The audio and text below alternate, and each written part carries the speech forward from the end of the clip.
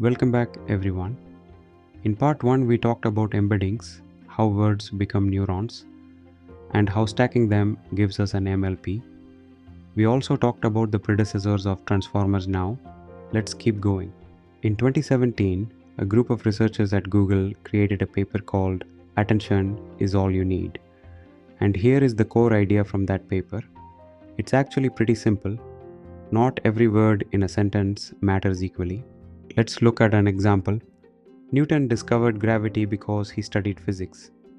Now, when the model reaches the word he, it has to figure out who he really is. Is it Newton or is it gravity? You and I know it's Newton, but the model has to learn that connection on its own. Nobody programmed that rule, nobody told it. And once it can do this, for every word in every sentence, AI stops just processing words. It started understanding relationships.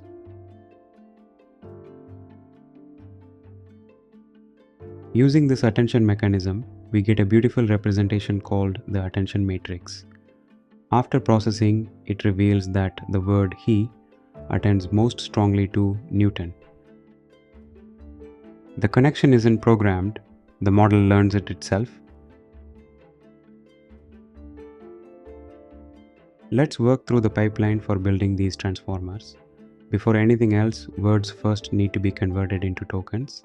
This process is called tokenization. After tokenization, all the tokens are transformed into embeddings. As you can see here, the embeddings are represented in a 4-dimensional space. In this example, we are using 4 dimensions for simplicity, but in reality, embeddings can exist in many dimensions, potentially a number of dimensions.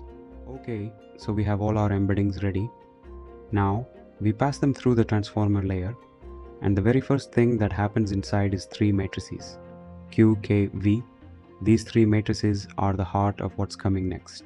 Q, the query. What am I looking for? K, the key. Here's what I contain. V, the value. Here's the meaning I can offer. 3 projections of the same word. Now each word goes through this process, and each word generates 3 different matrices, Q, K, and V. Once every word in the sentence has gone through this operation, we obtain the Q, K, and V matrices for all the words together, forming what we call the comparison matrix.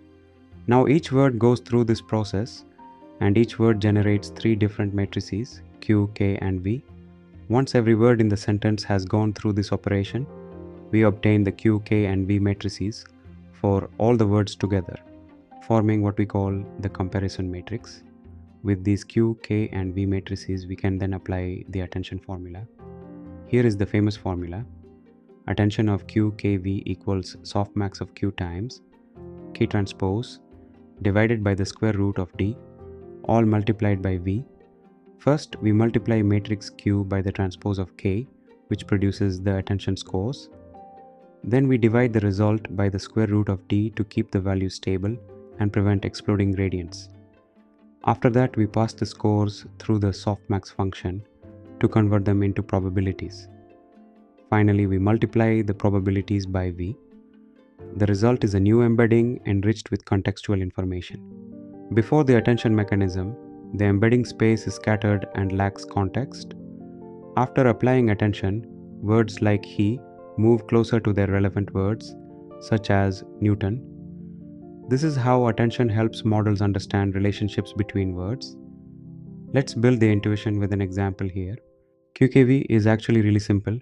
Think of it like querying a database. Take this sentence, I like dogs. Imagine you are the user asking a question, what is being liked? That is the query. Now think of the sentence as a database holding information through keys. I says I am the speaker. Like says I am the verb. Dog says I am the thing being liked. The system compares the query against all the keys and finds the best match. Then it returns the value. Dogs. Query in, key matched, value out. That is exactly how attention works. In transformers, every word plays 3 roles at the same time. Q, query, what am I looking for? K, key, what information do I offer? V, value. Here is the actual content I carry. Now look at the word like. Through its query, it asks, what is being liked? I does not match well, low attention score. Like itself is still not the answer, low score. But dogs perfectly matches the query, so it receives the highest attention score. We run the scores through a softmax, turning them into attention weights 0.1, 0.1, and 0.8. 80% of the attention goes to dogs, so we pull the value from dogs and transfer that context into like. Now like no longer stands alone, it becomes like dogs. That is how context gets transferred through attention. Let me show you a harder example. I went to the bank to deposit money. Look at the word bank. It could mean two completely different things, a financial bank or a river bank.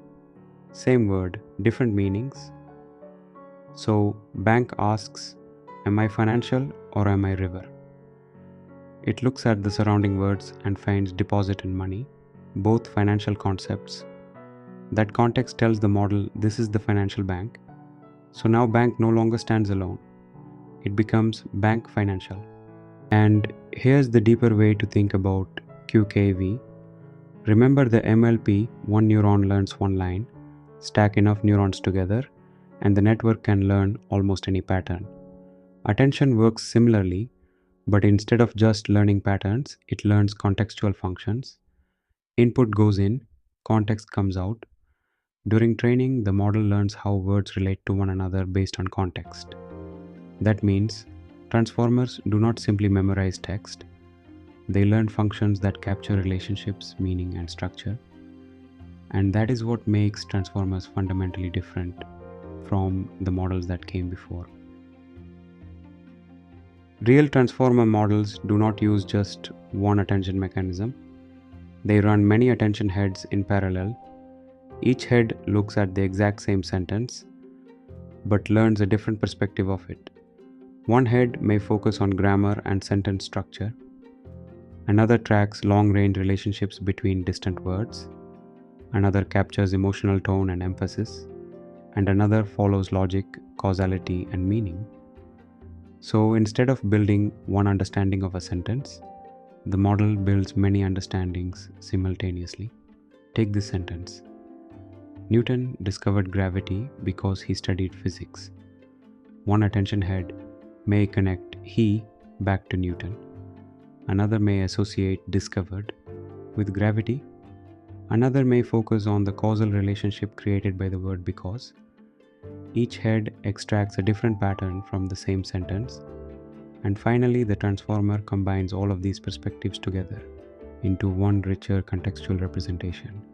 That is the power of multi-head attention. In real transformer models, there are not just a few attention heads. There can be dozens running in parallel. Smaller models may use a handful of heads, while larger models use many more. Each additional head gives the model another perspective on the same sentence. More heads, more relationships, more ways to understand context, all happening simultaneously. And during training, every part of the model gets updated continuously. The embeddings change, the Q, K, and V matrices evolve, the attention heads improve, even the output projections get refined, tiny adjustments repeated across trillions of words. But attention alone does not create intelligence. Attention only finds what is important in the sentence. Something else has to process that information. That is where the MLP layer comes in. Inside every transformer block, there are really two stages. Stage 1, attention. It scans the sentence and identifies the most relevant information. Stage 2, the MLP. It takes those relationships and reasons about them through deeper neural networks. Attention finds, MLP thinks. Together they create understanding. We stack this block 12, 24, sometimes 96 times. That stack becomes the transformer. During pre-training, the model sees a sentence and tries to predict the next word. Newton discovered if it predicts apples instead of gravity, that becomes the loss. The error flows backward, the weights update, and the process repeats again and again across massive amounts of text. Until the model gradually learns the patterns of language, Then, during inference, training stops, the weights freeze.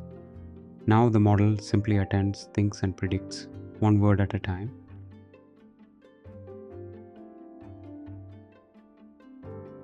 The first transformer had two halves, built for one specific job, translation, an encoder, and a decoder. Both use the same transformer blocks, but with two different roles. The encoder reads and understands the input sentence. The decoder generates the output sentence, one word at a time. And connecting both sides is something called cross-attention.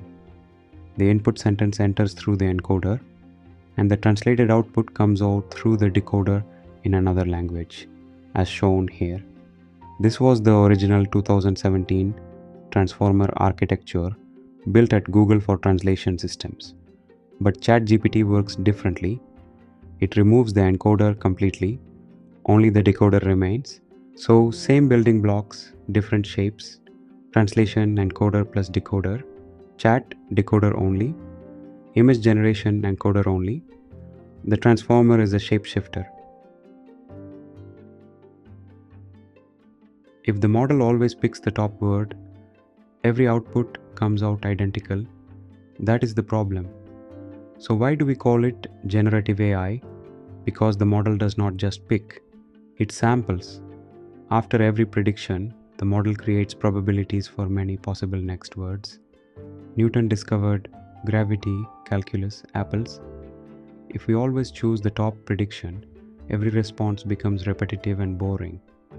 So we introduce randomness through something called temperature. At low temperature, safe and predictable, Newton discovered gravity. At medium temperature, more balanced, Newton discovered gravity and the laws of motion. At higher temperature, more creative and surprising, Newton discovered gravity inside a falling apple at midnight. Lower temperature gives safer outputs. Higher temperature creates bolder outputs, and there are other sampling methods too. Top K, top P, nucleus sampling. Same prompt, different sampling methods, different runs, completely different outputs. Newton discovered gravity and the world fell into place. Another run may generate something entirely different because the model is not copying a fixed sentence. It is sampling from probabilities every single time. Small changes in temperature, top K, or nucleus sampling can completely change the direction of the generation. That is why generative AI feels creative. Not because the model truly understands creativity, but because we control randomness inside the prediction process. Same model, same prompt, different possibilities. That is generative AI. Controlled randomness. At this point, the model is creative, but it still cannot properly talk to humans. Ask it, what is gravity?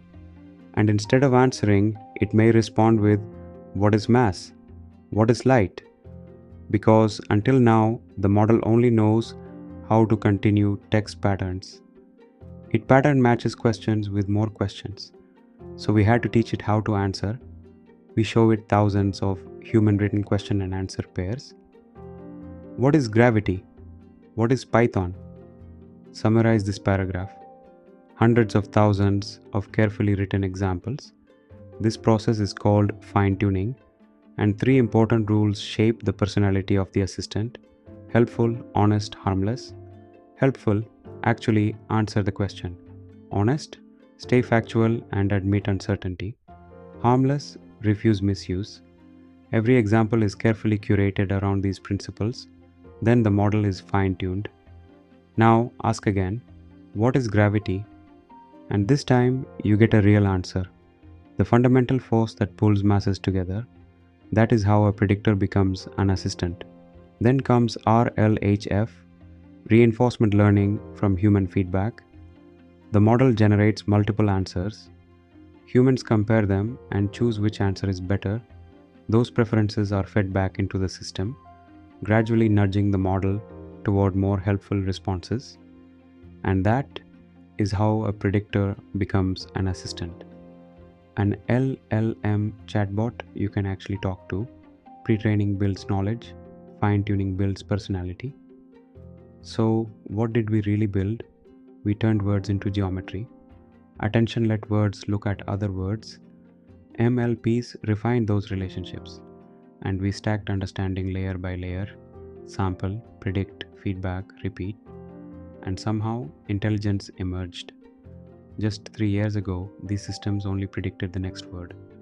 Today, they can reason, use tools, retrieve knowledge, and power entire businesses, built on top of the same transformer foundation.